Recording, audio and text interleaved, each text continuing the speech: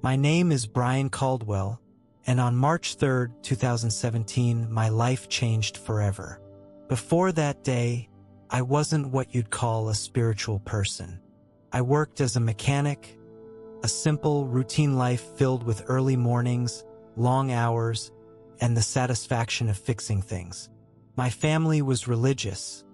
My father, David Caldwell, was a firm believer in God, always pushing me to join him at church. But to me, religion felt like a waste of time, a way for people to convince themselves that life had meaning when really, I believed we were just here surviving. I thought churches were full of people clinging to stories because they couldn't face the reality that one day, everything just ends. That's what I believed for most of my life, until the day I died. It was supposed to be a normal drive home. I just finished a job a few towns over, and I was tired, just thinking about getting home, grabbing dinner, and calling it a night. The rain had started coming down heavier than I expected, but I figured I could handle it. I've driven that road 100 times. But that day, something felt off. I remember my tires losing grip on the pavement, the car sliding sideways, and then nothing. Just blackness. No sound. No feeling. Nothing. At first, I thought maybe I was dreaming, but the silence was so absolute. It felt too real to ignore. I don't know how long I was in that darkness, but at some point, I felt something, a presence. I couldn't see it, but I could feel it all around me, powerful yet calm. The air seemed heavier, like the world itself was pressing down on me. It wasn't painful, but it was intense, like I wasn't alone anymore. Before I could make sense of it, a light appeared. It wasn't like the bright, blinding light you'd expect. It was warm, soft, yet powerful, and right at the center of it was someone. I knew without a doubt that I was standing before God. In that moment, I felt completely exposed, like every part of me was laid bare. It wasn't just my actions that were known. It was my thoughts, my fears, my regrets, things I had never said out loud. I braced myself, expecting judgment or anger, but what I felt instead was something I can't fully describe. It was peace, a love so overwhelming it felt like it was pouring into me, filling every empty space I didn't even know I had. It wasn't just kindness. It was deeper than that. It was as if God knew every mistake I'd ever made, yet still accepted me without hesitation. Then came the voice. It wasn't like someone speaking in my ear. It was more like the words formed inside me, as if they were part of me. The voice said, "You've been lied to, Brian. The church has lied to you about who I am." Those words hit me like a hammer. I didn't understand. What lie? What was he talking about? I wanted to ask, but before I could, I felt something else. A wave of understanding washing over me. Memories started to surface, things my father's church had always taught. That God was cold, distant, and impossible to please. That salvation was something you had to earn by being perfect, and that if you messed up, you were done for. But the presence I was feeling now wasn't cold or distant. It was closer than my own heartbeat, and it didn't care about perfection. Cared about me. I don't know how long I stood in that presence, but when I woke up in the hospital, I knew I wasn't the same. The doctors were amazed. They couldn't explain how I'd survived the crash with barely a scratch.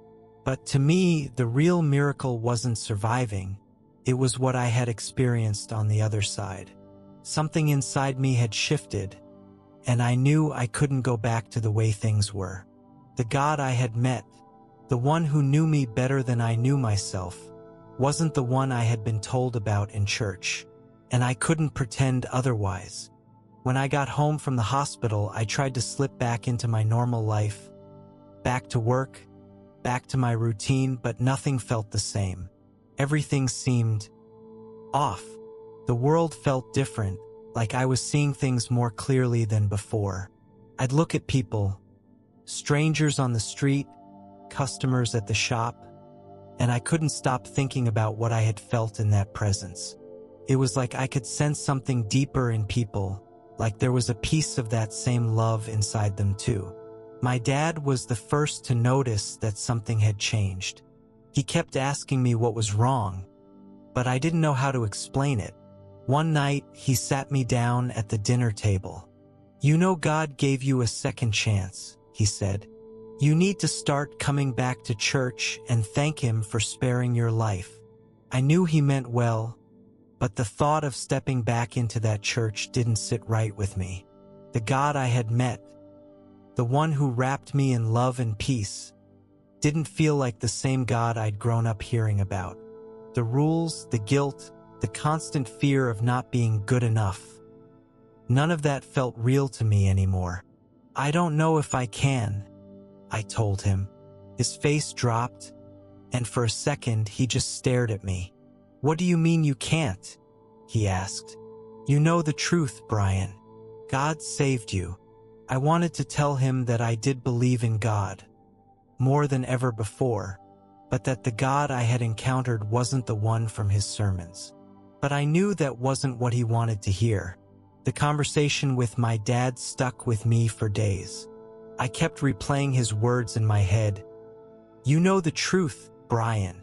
But the thing was, I didn't, at least not the way he thought. I knew I'd experienced something real, something more powerful than anything I could explain, but I couldn't pretend the God I'd met matched the one my dad believed in. Still, I felt stuck, caught between what I had seen and what I'd been taught my whole life. One afternoon, I drove to my dad's church. I didn't plan to go inside. I just thought maybe if I sat in the parking lot for a while, I'd find some clarity. But as I sat there, staring at the church doors, I felt it again, that same presence. It wasn't as overwhelming this time, but it was there.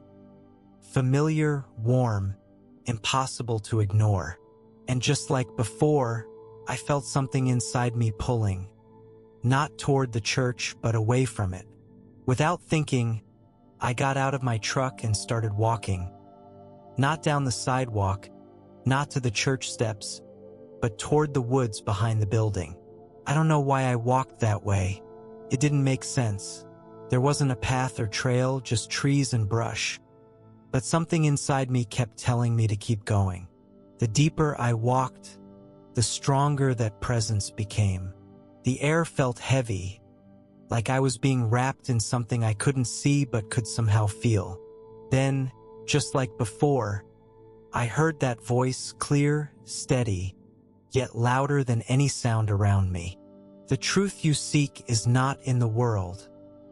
It is in me." I stopped in my tracks, frozen by those words.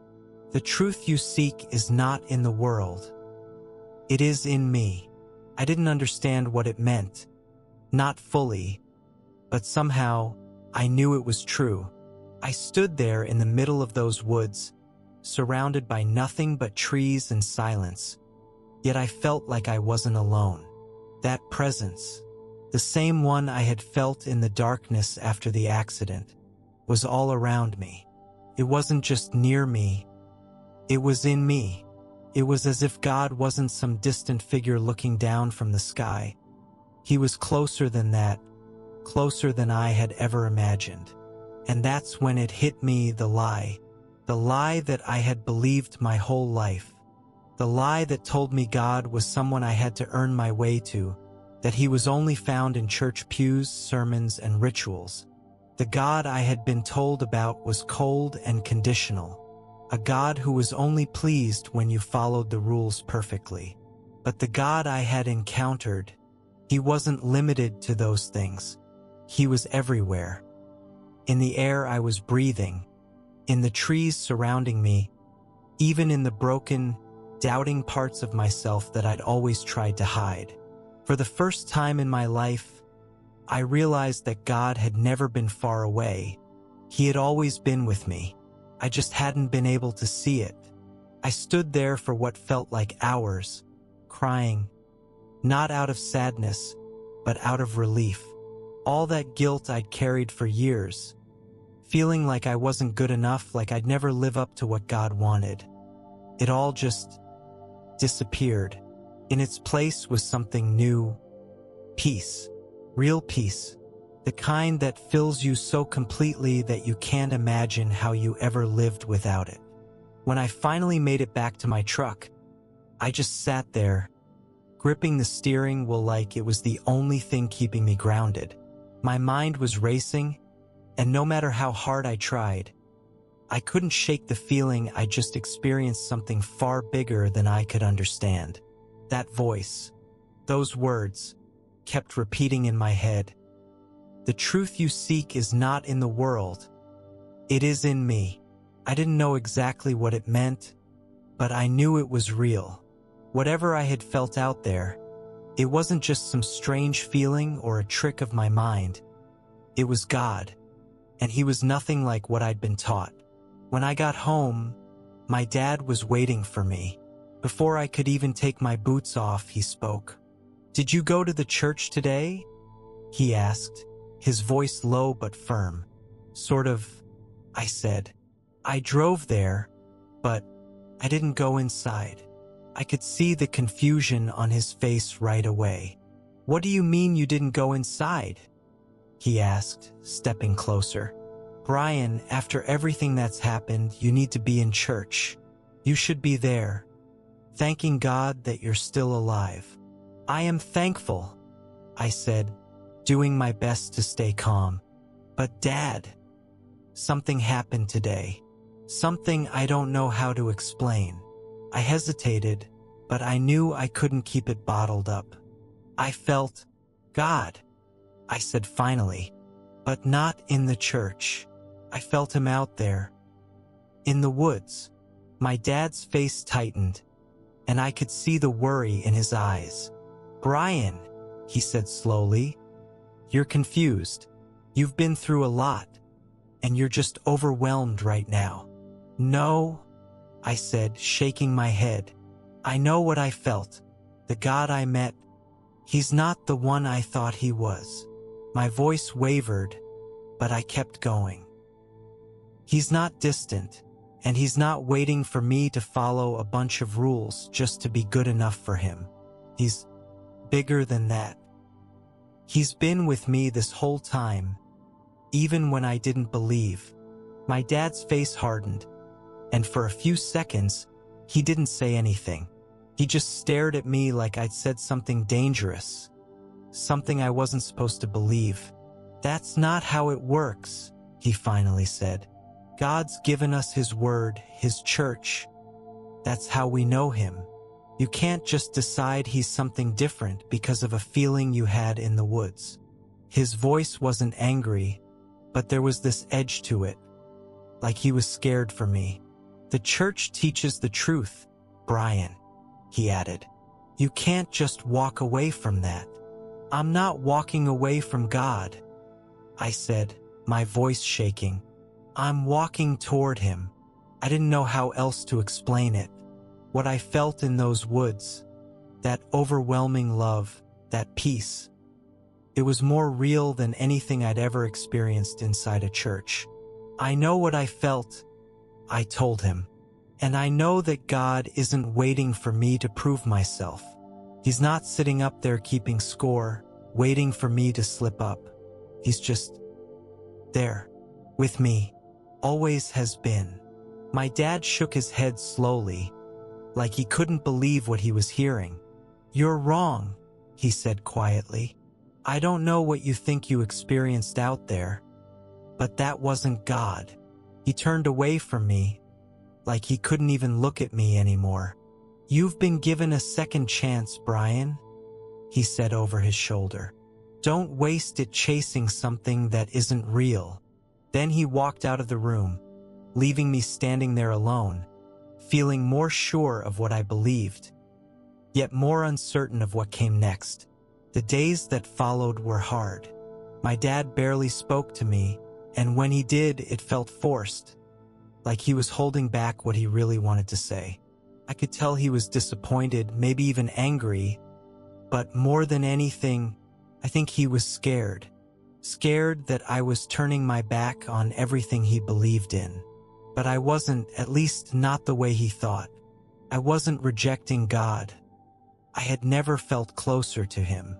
The problem was, I didn't know what to do next. For years, I thought faith was something you had to earn, that you had to show up every Sunday, follow the rules, and never mess up. But now I knew that wasn't true. God wasn't waiting for me to be perfect.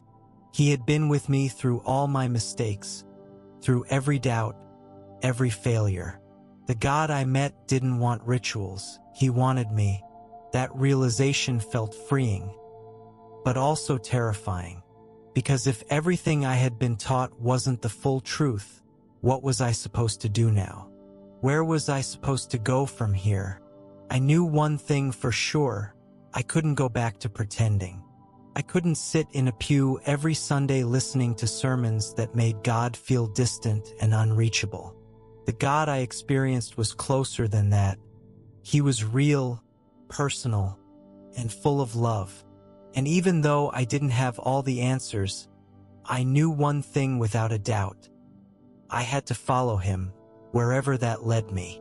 It wasn't long before my dad's silence turned into something worse. Distance. He stopped asking how I was doing and barely said a word when we were in the same room. I could tell he didn't know how to handle what I told him. To him, I wasn't just questioning the church. I was rejecting everything he believed in, everything he had spent his life building. I wanted to fix things, to explain that I wasn't turning my back on God. But I didn't know how to say it in a way he'd understand. Every time I tried, it felt like we were speaking two different languages. One evening, I decided to try again. "Dad?" I said quietly as he sat reading his Bible at the kitchen table. He didn't look up, but I knew he heard me. "I know you're upset," I continued. "I know you think I'm walking away from God, but I'm not." His eyes finally lifted from the page, and I could see the sadness in them. Not anger, just hurt. "Then why won't you come back to church?" he asked. "Why are you pushing God away?"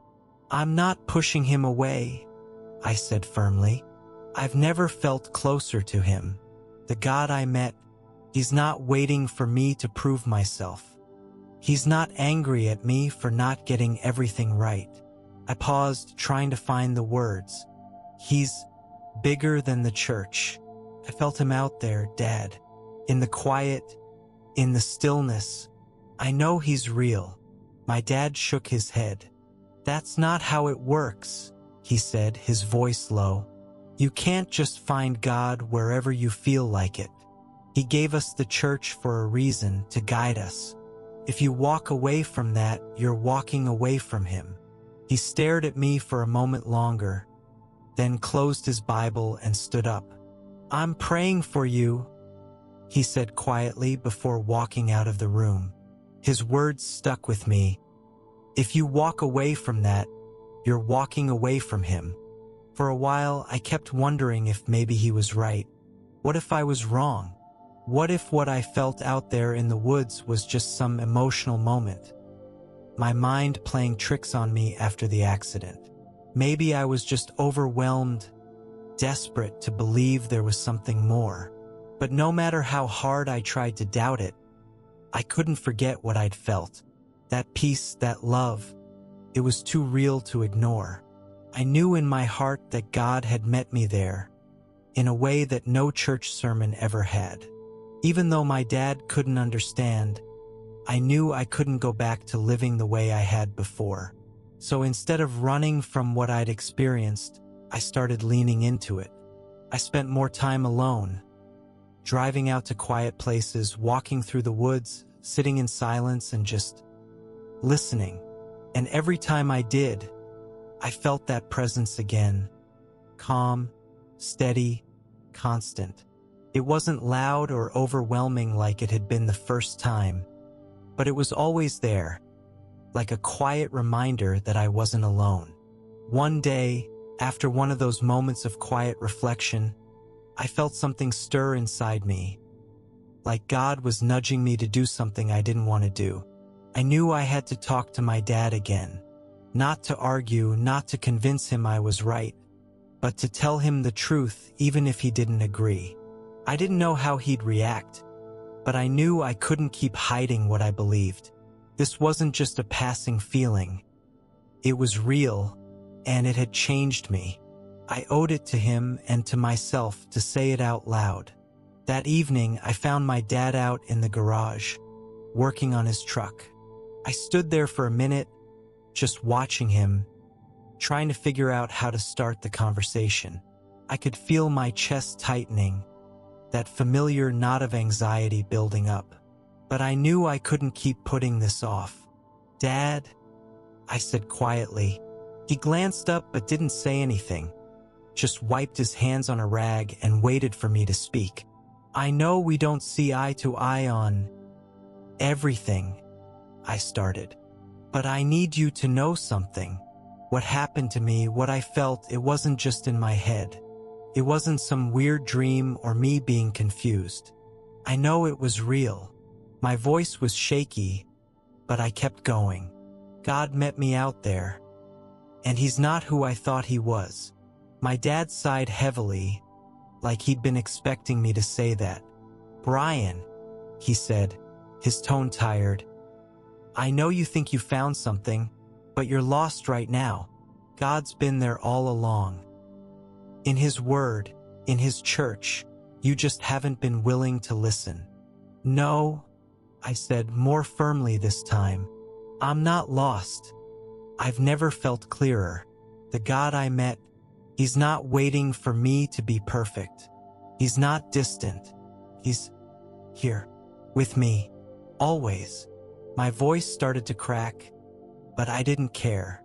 "And I know you don't believe me, but Dad, for the first time in my life, I know I'm not alone.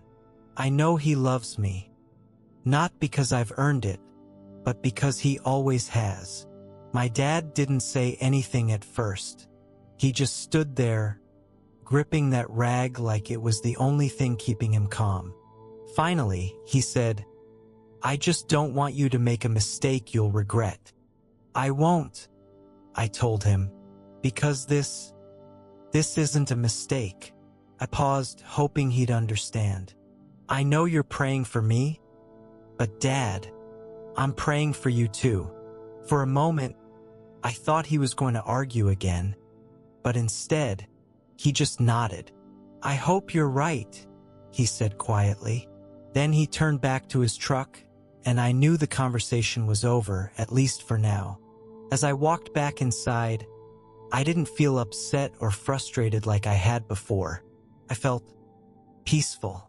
I knew my dad didn't understand yet, but somehow, I believed that one day he would. God wasn't just waiting for people in church pews or behind pulpits. He was right here in every moment with all of us.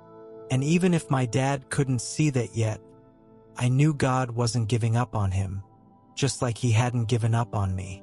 If you're watching this right now and you feel like God is far away, like you've messed up too much or drifted too far, I need you to know something. He's closer than you think. You don't have to be perfect. You don't have to have it all figured out. God isn't waiting for you to prove yourself. He's already with you right now, just like he was with me. If this story meant something to you, I hope you'll share it with someone who needs to hear it. And if you've ever had an experience like this, or if you've been searching for answers, I'd love to hear your story in the comments below. Thanks for listening and subscribe for more testimonies.